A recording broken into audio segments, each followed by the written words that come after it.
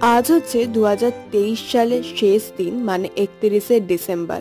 এই বছরে আমি অনেক কিছু পেয়েছি, বিশেষ করে ইউটিউব থেকে, যেটা আমি কোনোদিনও পাবো কল্পনাও করিনি। কিন্তু একটা অদম্য ইচ্ছে নিয়েই আমি 2024 সাল শুরু করতে যাব। কারণ এই বছর আমি চেষ্টা করব ইউটিউব থেকে একটু হলেও আমি যাতে একটু সাকসেস পাই।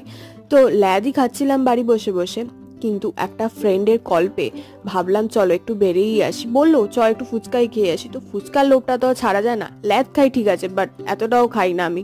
এরম ভাবে আমাকে বলতে হবে না। আমি জানি আমার বান্ধবীরা বলে আমাকে দিনরাত তুই তো ল্যাদ কেন খাস, একটু তো বেরোতে পারিস। বাট ট্রাস্ট মি গাইস, আমি ল্যাদ খেতে মারাত্মক পরিমাণে ভালোবাসি।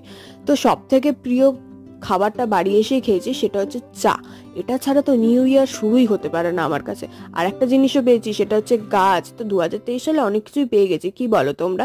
তো নতুন বছরটা তো আমি কম্বলে মুড়ি দিয়েই তোমাদের সাথে সেলিব্রেশন করছি। হ্যাপি নিউ ইয়ার সবাইকে, সবাই ভালো থেকো, টাটা।